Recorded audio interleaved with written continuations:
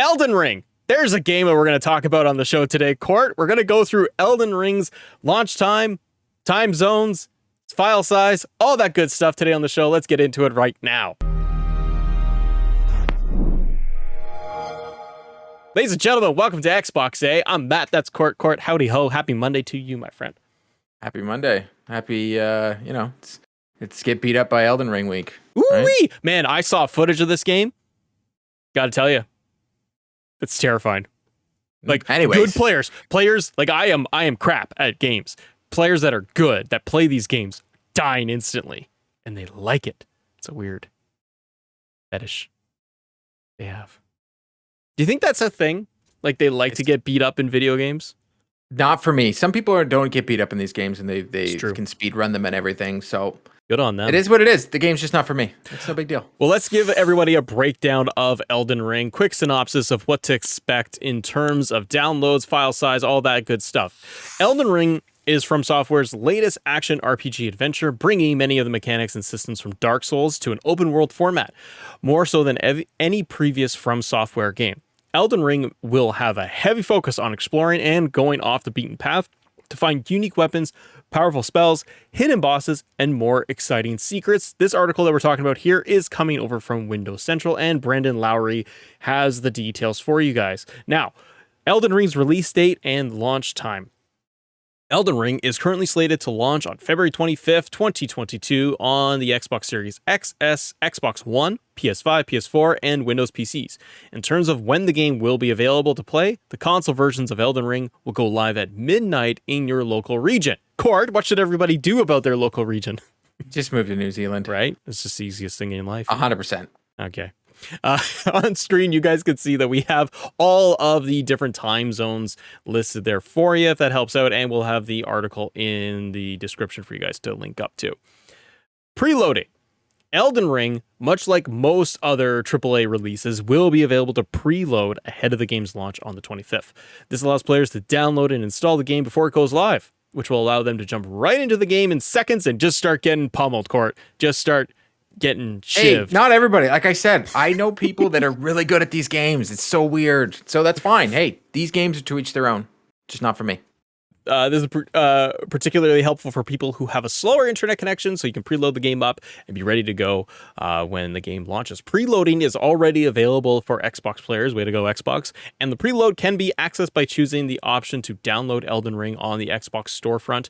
PC and PlayStation players will have the option to preload the game 48 hours prior to when the game goes live in their region. So there you go. Now, file size. Based on the currently available Xbox preload, it appears Eldin Ring's file size is 49.4 gigabytes. So it's not that bad. That's really not honestly, that bad. I was thinking 60 to 80. Like, the patch alone for Cyberpunk is bigger than that. Boom. That's a funny thing right there. We don't know if there's going to be a day one patch on this. Many people are playing it. I guess the embargo's this week, so we'll find out more about the game. Compared to many other recent AAA releases, this is actually quite tame. You got that right. And most players should have no issues fitting the game on their hard drives. And then they've got, obviously, extra storage. If you guys want to do that, expand that thing up. Note that right now, it's unclear whether the 49.4 gigabyte file size includes any day one patches from FromSoftware may be planning to deploy for Eldin Ring when it actually releases. So we'll have to stay tuned for that. Big doubt on that it includes any of the patches. Yeah, I think it's just the install size. It's really good because it helps those people that even if they got a physical copy, what I've learned, every physical copy now just makes you download the game from the store anyway. So if you're getting the digital copy, at least you're getting the game in there and you're able to play it right away. Because I feel bad for the people that will buy a physical copy of this, they'll put it in their console and think, well, I can play it just as quickly as possible. It's still going to go to the ping to the store. It's still going to download patches. It's still going to have a download size. It's still going to do all of it. So, and I know people are very excited for this game. A lot of people are in the zeitgeist are playing Horizon currently right now for PS5. And this game these two games are just going to eat up everybody's conversation. This is probably going to take people for like a couple of months. Like, I know Eldin Ring is the type of game that people will go back constantly, but for at least the conversation zeitgeist, it's probably the next few months, right? Yeah, like even Luke Laura from XCP, just listened to the podcast, he was speaking about it, how this is not a game for him in the past. He's currently playing it right now, but it's under embargo, so we can't really talk about it. But this isn't a game that he would think to play. and he's currently playing it right now. So for me, he speaks on the thing and says he's not an expert in these type of games, so his opinion doesn't, like, he's trying to say, hey, like, he's not one of those guys that plays these games, but he's the person that I would care about his opinion the most. Yeah. Because I don't play these games either. Same. And I don't care. This sounds weird and whatever. I don't care to hear someone that's really good at this game what their opinion of the game is. Well, they're already good at it, right? Like, it doesn't match up to you. You're like, you need somebody like Luke who's going to be like, I'm crap at it, or I don't play them. What do you think? Yeah, exactly. Because if I'm going to listen to the experts or the people that play these type of games like Bloodborne and so on over and over again, that doesn't matter to me. It's great. Like, Bloodborne I know is not for me, but people love that game. People talk about that game, and it's a great game. But for me, it's just the gameplay style of those games, not for me. It's just like for Jedi Fallen Order, you can make that a Souls-like game. Or you can knock it down to easy mode so everybody can play that. And for accessibility-wise, something we'll talk about tonight, that helps every type of gamer play this game. That's the main topic of an easy mode. Yes, it's great for someone like me that plays almost every game on easy mode. But there's people out there like Marcus, who was a guest on our show, that if the game doesn't have an easy mode, the game is almost impossible for him to play.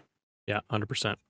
So let us know, though, in the comments, what do you think? Are you playing Elden Ring, or are you kind of like Court and I, where we're like, it just doesn't suit us? But you know what? I really do honestly, Court, I want to see the reviews for it. I want to see other people's takes on it that are not as familiar or play the Souls games, and see if it is something I want to, because I want to keep expanding and trying different stuff, right? At least trying. So I do want to see how this game is reviewed. And again, with people that are not Souls players, that are not hardcore into it, that know what they're doing, I like to see those people's perspectives. Because then I can see, maybe I will actually try it. I don't really try the Souls games, and because I just know I'm going to get destroyed. Unless it's free, I ain't playing it. This is not happening. Yeah, see, there you go. But let us know, guys. Are you excited for Elden Ring? Are you going to play it? And if you guys want to, subscribe to the show and hit us up on all of your podcast platforms as well. Because Tuesdays, Court, what are we doing on Tuesdays? Live, 8:30 p.m. Boom, shakalaka. Right here on YouTube. YouTube.com/XboxA. We'll see you there. Bye.